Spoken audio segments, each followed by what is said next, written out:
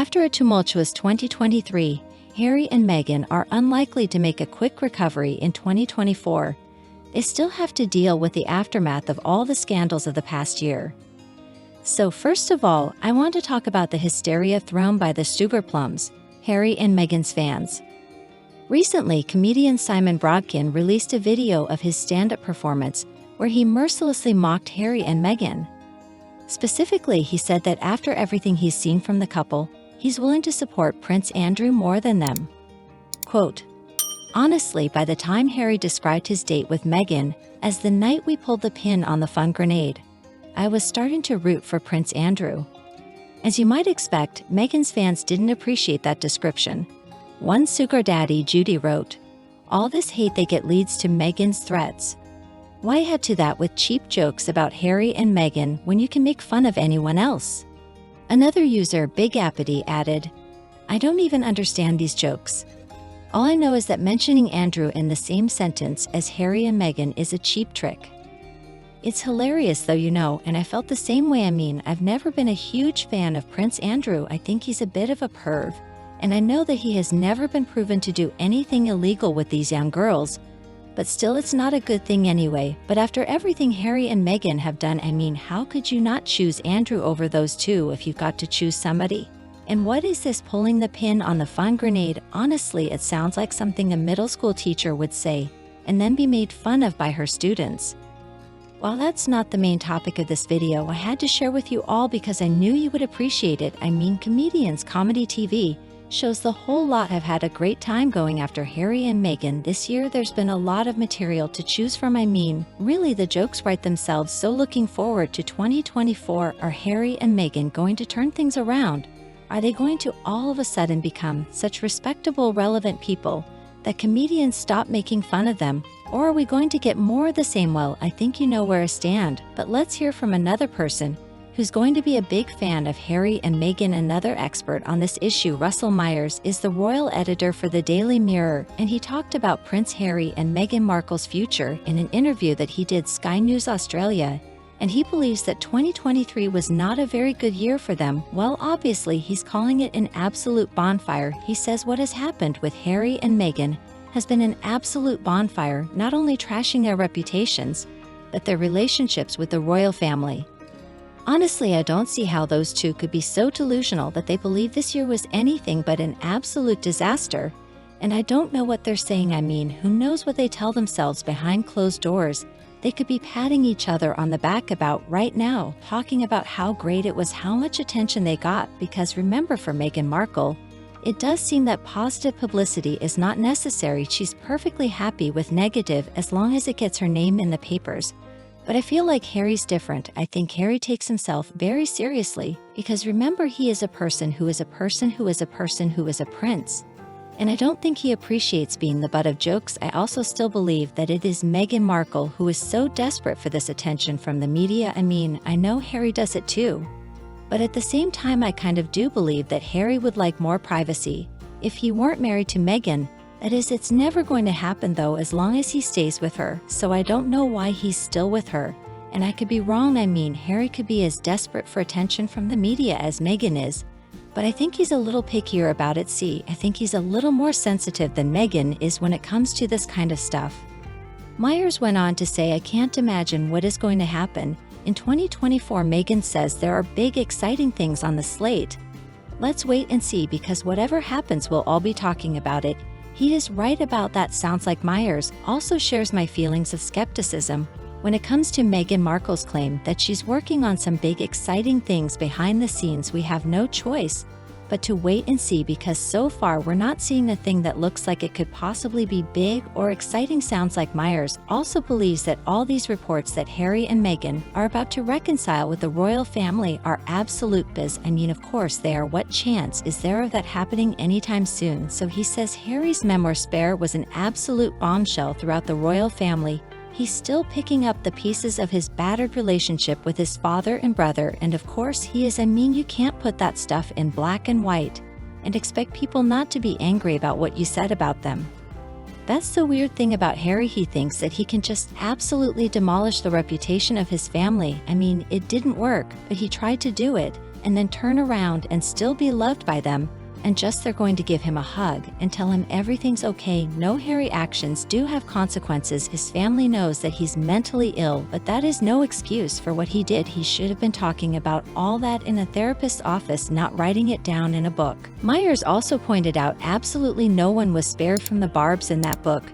I still think we will see repercussions from that in the next year or two. I completely agree with him on this. The way Harry attacked not only Camilla, not only his father King Charles, but also his brother, his sister-in-law, everybody, it was so cruel. And he revealed family secrets that they didn't want to be revealed. That was not his place to do that. That was not his business to tell. Naturally, people are still wondering if there is any way for Harry to be able to get rid of the barbs in that book. I still think we will see repercussions from his family again. Or are they going to hate him forever? Myers says whether Harry can find his way back into the family remains to be seen. Even if I gave you a prediction, it will be completely opposite. I think it was wise of Myers to refrain from making such a prediction, because nobody can accurately predict that. Come on, I know we're getting this report from a psychic claiming that Harry and Meghan will reconcile with King Charles, but really that's just because if they want to succeed they have no choice, but of course they're going to have to make a decision about it. There is still another option. The other option is they don't reconcile, and they continue to fail until they are completely irrelevant. And as far as Harry and Meghan starting something new in 2024 again, I am going to believe that when I see it. Meghan told the people at the Variety Gala that there's an exciting series of future projects that she and Harry are working on. She said, quote, things that make people feel, I was going to say good, but it's more than that, things that make people feel something right and feel a sense of belongingness and a sense of belongingness and a sense of community. But we have so many exciting things on the slate. She said, I can't wait until we can announce them, but I'm just really proud of what we're creating. My husband is loving it too. It's really fun now. Maybe I'm just too cynical, but to me this sounds exactly like something somebody would say when they have nothing going on at all, and they need to make up something really quick. That's the thing about Meghan, she's a really bad liar. Again, this is just word salad. Things feel something and things that make people feel a sense of community. How on earth is she going to do that? To me it sounds like she probably is going to start some online thing like a blog or something like that. And she's going to tell herself that she's bringing people together with it. She is trying to be like Gwyneth Paltrow with Goop. And so she believes that all these people are going to care so much about her lifestyle blog that they're going to form their own community. The woman is absolutely delusional. So lots of experts are sharing ideas for Harry and how they could turn things around in 2024.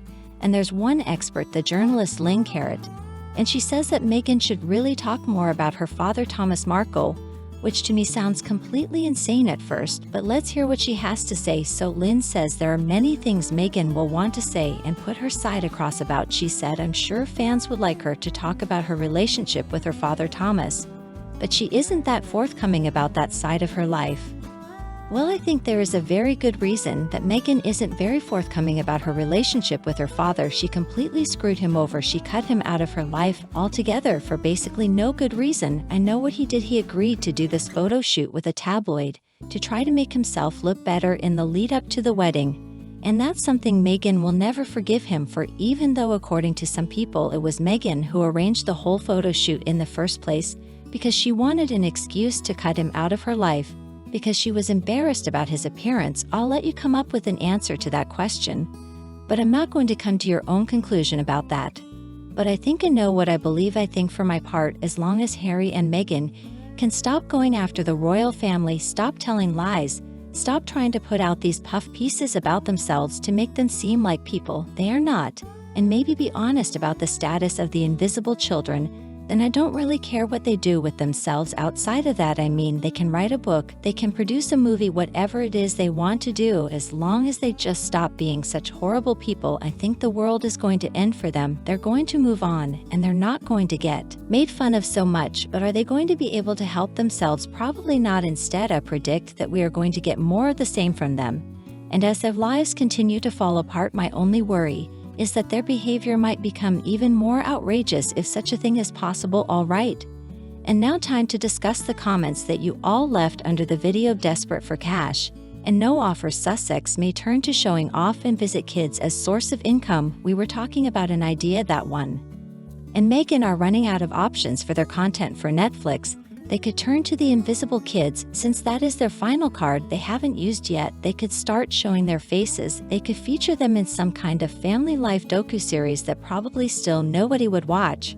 But at least people would watch because they'd want to know, are the kids real or not? So let's see what you all had to say. First comment comes to us from a very loyal fan, Dizzy. Chef Dizzy says, if Meg uses her so-called kids, then we can say how predictable Meghan is. We can guess her next moves. How on earth can Netflix believe Meg has kids? It's laughable. This will show how desperate Meg is. You're right, Dizzy. But this is something we have noticed about Meghan for a long time now. She is incredibly predictable. She believes herself to be so clever, so slay. But she's not. She's so transparent. We can see right through her.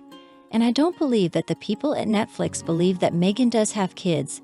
That's why I don't think this is going to happen. I don't see how they could possibly start showing off those children when they don't really have any children. I mean, at best the children came from surrogates. And they don't look like either of them. There's something going on here. There is something really weird. There is a very good reason they don't show the faces of those children. And I don't believe that Netflix is going to be able to push them into doing so.